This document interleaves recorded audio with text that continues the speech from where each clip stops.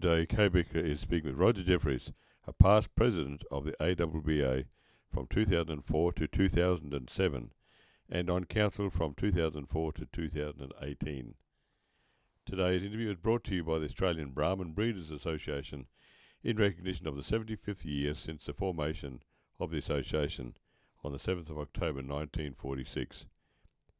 The association and the breed continue to thrive and grow, and many of these stories, past and present, should be recorded for future generations to enjoy. Morning, Rodger. How are you? Good morning, Kay. Rodger's now moved out of the north and he's down in central Queensland, and so we're going to have a chat to him about Rodger's involvement in the Brahman industry in particular, and where he has been over the years.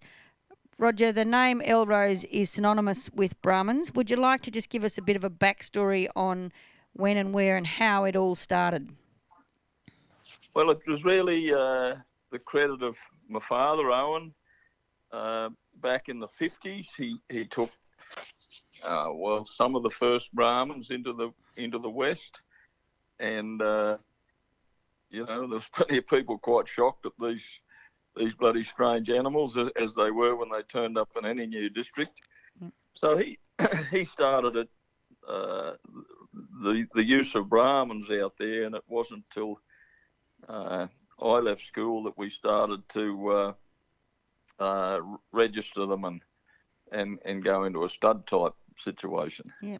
So where did he go? And he obviously must have come south to find, or in further to the coast to find those Brahmins. What sort of were the foundation start of the Elrose stud, or of the Elrose business?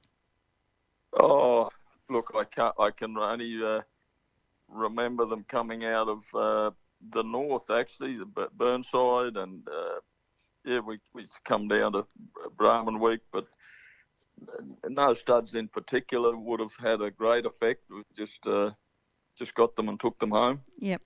Yeah, and so I guess, he came down and bought bulls and then put those bulls over, was it Hereford cows? What did you have back, pre the Brahmins at Elrose? That's hard to imagine.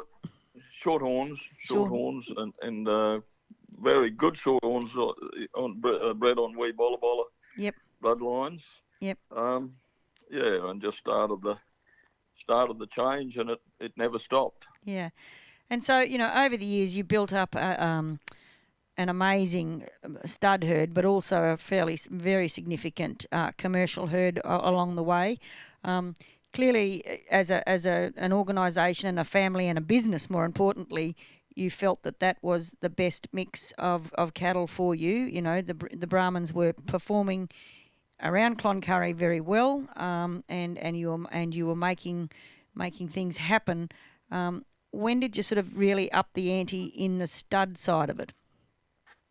In the early 90s, I had a visit from the late Brian Burns. Yes. And he sort of said to me in a fairly straight manner that we really should be measuring them. Yep.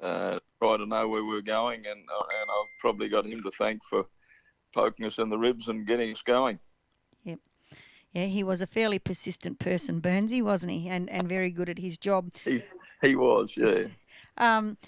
Did you sort of think, right, if we're going to you're known for doing things and doing them properly, and so I guess that's probably why Brian sort of gravitated towards you and Elrose, knowing that it would be done properly. Did you ever imagine it was going to morph into what it became, or did you just think this is probably something from a business perspective we need to know? No, I didn't foresee anything like what it grew into, Kay. You just get started on things and it snowballs. But no, we had no idea, and we really just wanted to, as you say, do it right, and had no idea how it was going to grow. But anyway, that's all in the past now. It was a good move. Yeah. So in the early days of breed plan within the Brahman breed, you would have been one of the earlier people to to embrace the breed plan process and outcomes within the breed? Was it, did you have the backup of Brian Burns to come to help you do it all, or was it a learning process as you went? A bit of a learning process, but Brian Burns and Alan Lang gave us great, assistance. Yeah. And of course, in the early days, it was only concentrating on a weight gain, and people saw it as a bit of a marketing tool. Yep. But thank goodness we've over the years we've found so much more useful data, especially to do with scrotals and fertility and eye muscles and all sorts of stuff that all help to tie into a profitable commercial beast, Kay. Well, they do, and it's certainly information that even people who just purely breed commercial cattle now take very seriously, and they're mad if they don't. All of that information is provided to you as a producer for no money. So let's step then out of that side into the stud side. Did you show cattle from an early age? Did you think, oh gosh, that's a lot of work and we've got to go a long way and it takes a lot of people? Or did you have a team around you and you just directed the team? Very much a team, Kay. If it was left to me, I probably wouldn't have been to too many shows at all. But Lorena just loved it with a passion, and she loved getting cattle ready for it. And very often we'd either just get a few ready to come down to beef. Yep. Or if there was, I think we held about 3 feature shows in Cloncurry. Yes. And to support it, we'd get a team going. But the love of shows certainly doesn't come from my side. It comes from Lorena and Brooke, but they certainly loved it. Yeah. So, you're renowned, certainly within the Brahman industry on a worldwide level as an astute judge. Was that just a passion that you had, and so you were happy to go off and do it, or did you start out as a little fellow at a junior beef? It wouldn't have been junior beef, but at the Cloncurry show as a little bloke, and they had junior judges, and your father said, "Won't hurt you to get in there and have a go at that, mate. Way you go." No, isn't it great what they're doing for young people now, and like the junior beefs and the confidence it's giving younger people. But I was a long way from being a junior when I started judging, and I don't really know how it started. I suppose I got a tap on the shoulder and it just went from there. But things are very different nowadays with the younger generation. They're so lucky to be able to get so much experience and get taught the right stuff at such a young age. Yeah, it is an amazing. It has come a long way, and an amazing experience for those kids who take it really seriously by the and put some time and effort into it. They learn some fantastic skills. I know over the past you've judged probably in nearly every state in Australia. I would have thought at some stage. What's the biggest stage in Australia you've been on? Oh, Beef Australia, I suppose, would have to be the biggest, but all the Royals. But there's nothing bigger in Australia than Beef Australia, so that'd have to be the one. Yeah. And so, over that time, do you think back now and go, that bull was still one of the best bulls I've ever seen? Or do you just, every year, do you think every time, every 3 years that you come back to beef, do you go, the cattle are just getting better and better, or there wasn't a better bull than XYZ in 1994? I don't know. I suppose to answer that, Kay, there's always been great lead bulls going back. There's always come to a wonderful set of lead bulls or lead females come to the fore. I'd say the difference in the breed now is the depth. there's such a depth, and there might be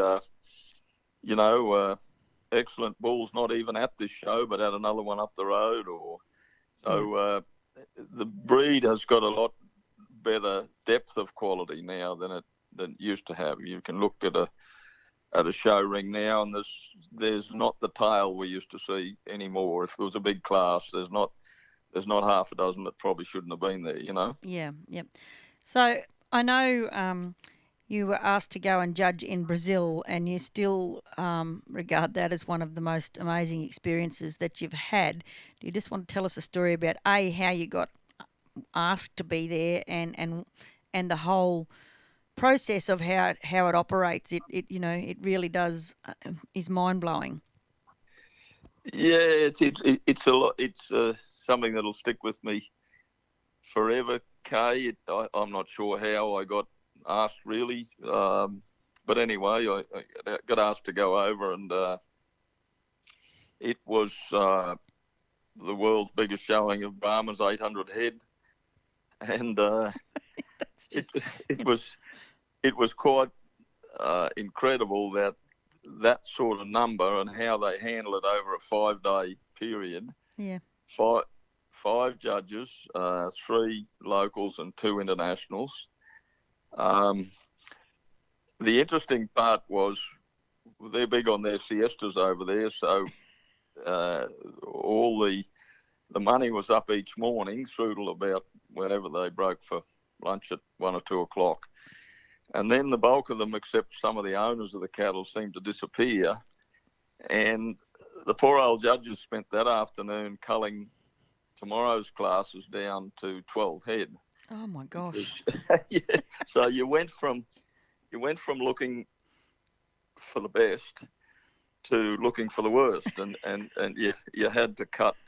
You mentally had to be pulling the tail off till you got it down to 12 head, and this with 5 judges, you can imagine, it took a bit of doing, but the system they used was an incredible system too, because you had an offsider with a palm card, a little electronic palm card that she touched with the end of a pencil. And the moment, instantly, when she put your placings up, they went to a big TV screen up in the grandstand, so they could watch what every judge was doing and how he was placing them, or however. So it was. We did try that one beef, but our technology wasn't as good as theirs, because it was just faultless over there, but it didn't work out for us at beef, Yep. So no, it was interesting. It was pretty leg weary by the 5th day. Yes. But it was certainly one hell of an experience to be there on your feet for 5 days to get through all these cattle and be culling plenty of times classes of 30 down to the best 12 for the next day. Yep. And so, with the 5 judges, I guess the 3 local fellows, the 3 Brazilians would have, known what they were going to be up against. Your other international and yourself, did you arrive at the show and go, my God, this is something like we've never seen before? Oh, without a doubt. I had no idea what I was heading over to do. They said, "Oh, come over. They've got a big show," and I rolled up and eventually it hit me on the first day what we had against us. But and it was interesting too, because some of the judges were just big on size and not big on, and they would turn a blind eye to some structural faults. Yep. But that was all very clear all the time, because the public could see where every judge was placing things. So we had our odd little disagreement, but mostly you didn't discuss anything. You stayed apart. Yes, and you put your scores in and walked away, and no one knew how anyone else had scored anything. Yeah. And so at the end, day 5, we're really at the pointy end of it now. did your judging, your way of judging, I guess, sort of come together, and there was sort of as much as possible a unanimous decision on what was the grand champion beast of the event? Pretty well, Yeah. yeah. I don't think there was any problem towards the end. It only bobbed up in the odd class, but no, look, they were all wonderful cattlemen, all the judges, and like all of us, we all have slightly different likes, so you expect things to be a bit different. But it was anyway. It was a great experience to get over there. I'll never forget one of the classes was a class of 4. Here we have breeders groups of 3 or size progenies usually of 2, but they had classes of 4. And the skill of those Brazilians and Colombians at handling cattle is incredible. They don't use canes. They have a little fluffy ball on the end of their lead, and they swing it and flick it at the feet, and the animals square up and stand up amazingly. Yep. But I walked into this thing with 80 head in the class, 4, and one leader brought 2 in, so a stud would have 4 in there, but he'd have 2 leaders, and they'd walk in with leading 2. Never saw anything break away or run away. Yeah. And there was absolute sort of lack of room. And so we just put them round in a big circle, and they clipped 4 together, and one groom on either side would just, I thought, oh, what's going to happen here? If a beast runs away, we're going to have 4 head of cattle going in different directions. And they just stepped to the side and gave it a pull, and as each holder tightened up, when they pulled them in a straight line, you could have run a ruler across their noses. Yeah. And that moved. Gosh. And the skill of them is just incredible, and they finished their classes and trot out like kids at a pony club and walk up and lead. They just trot thing. So I just have to ask, did you bring home some of those leads with the fluffy ball on the end? Yeah. I suppose they have a lot of time that we don't have, and a lot of staff we don't have. Yep. But they're certainly an eye-opener to see how they can handle their cattle over in that part of the world. Yep. So, in the producers in Brazil with showing these cattle, do you think they, were they you at Elrose with 8,000 head of cattle? They're trying to, they were beef producers who, were like yourself, stepped and had a stud arm to their business, or were they people who had, 20 head and that was their whole life, making them stand up in line and that sort of stuff? Was it, did you find that part, clearly it was amazing? There is definitely a separation in the Latin countries, in Colombia and Brazil, where I'd been, between those who are passionate about stud winning show rings and the commercial men. There's a real divide between them because, I had to judge some Neloris too, and they have just decided that bigger is better, and then you go travelling around the commercial men, and they're not that, they're not that keen on going down that line, and they're not interested in so much in buying the champion at a show, Yeah.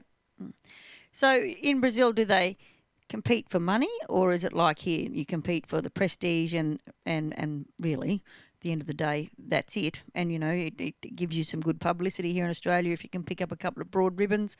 But you're certainly not doing it for money. Is it the same in Brazil? I couldn't really tell you how much money was up there, but obviously it was significant. Yep. And I suppose they do it for publicity, to bring attention to it. And there's such a huge population of cattlemen there, and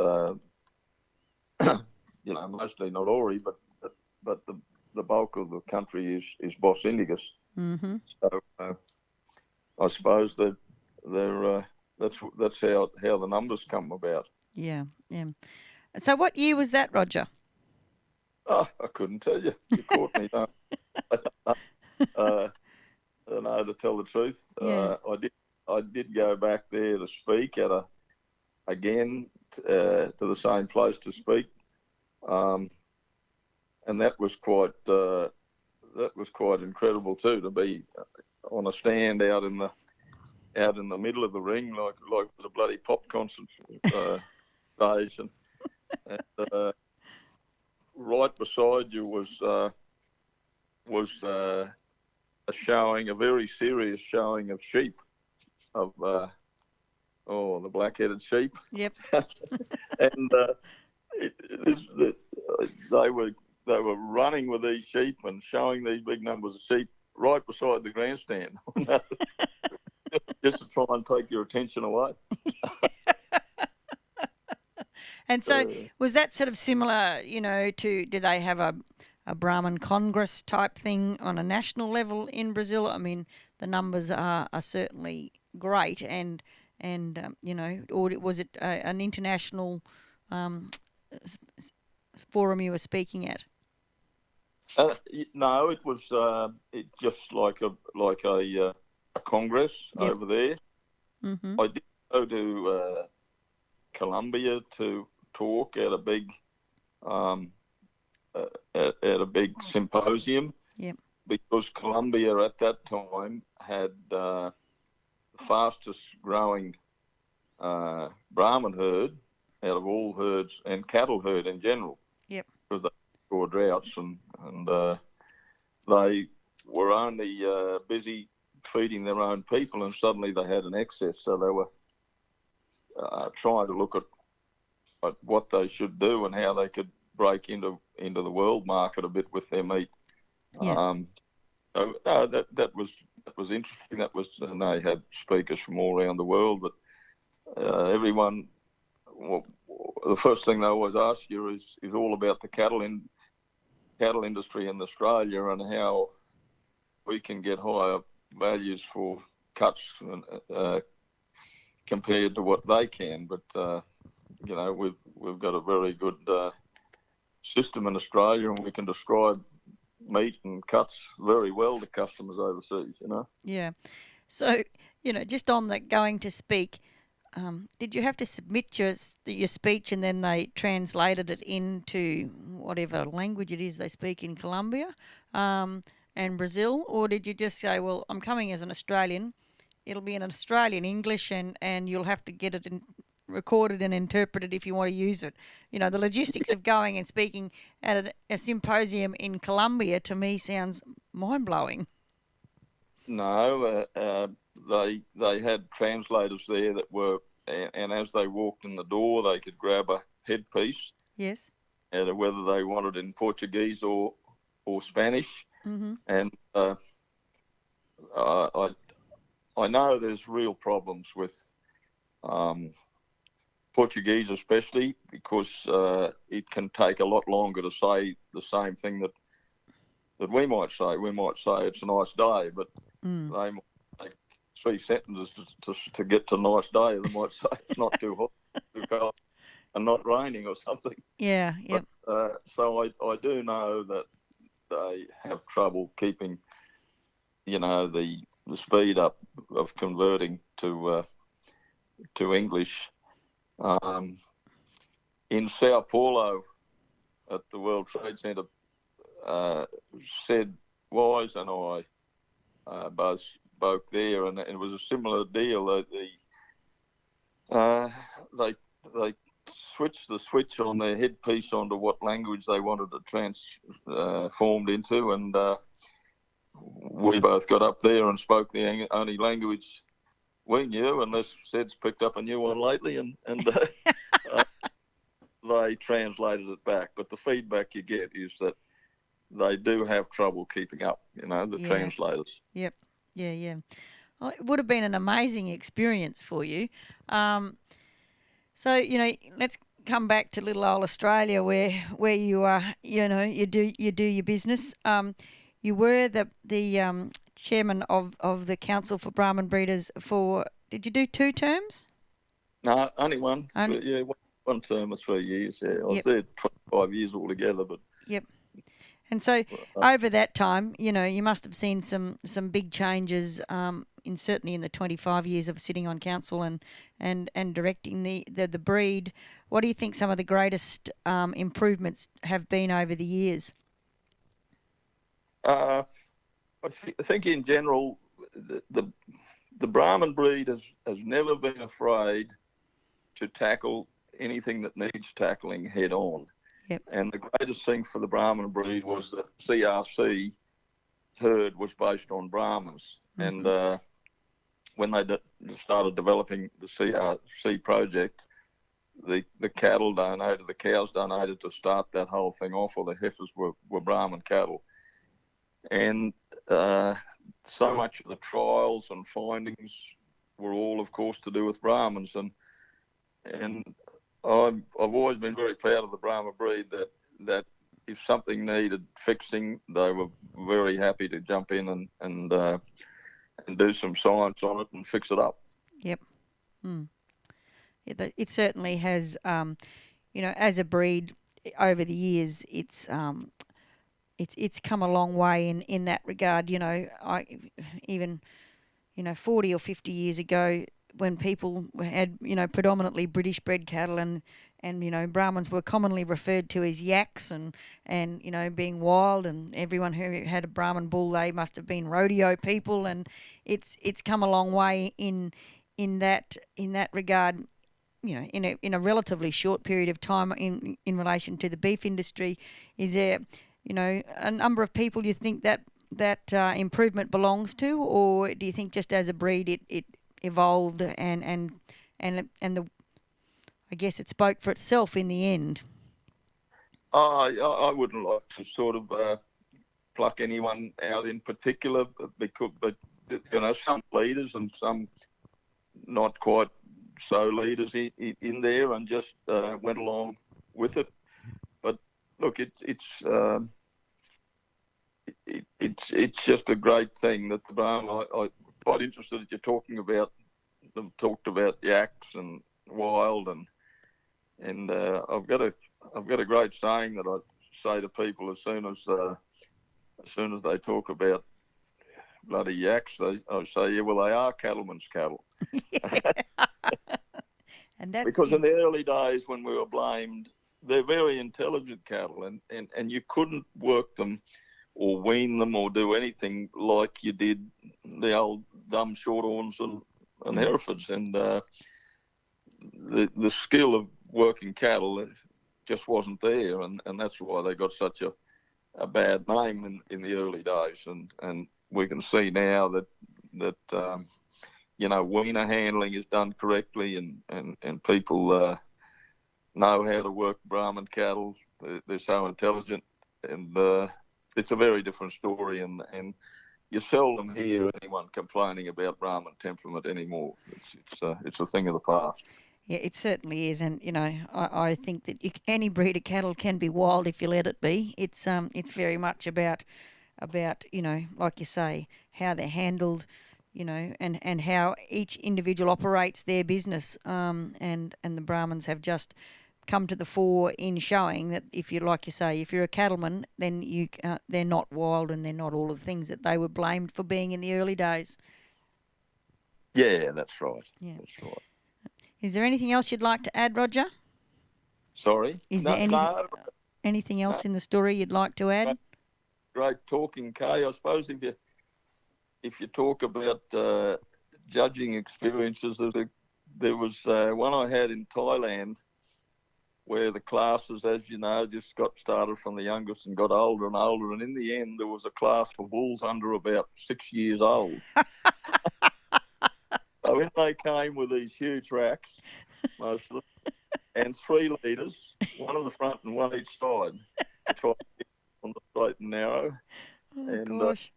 Not a very big ring, so there was just no room to walk around, and try to get these big fellas pull up somewhere and just stay in the one spot so that there wasn't a fight. But it was nearly pretty scary in amongst these big fellas with three leaders. Yeah, that's right. One each side to try to control them. Yeah.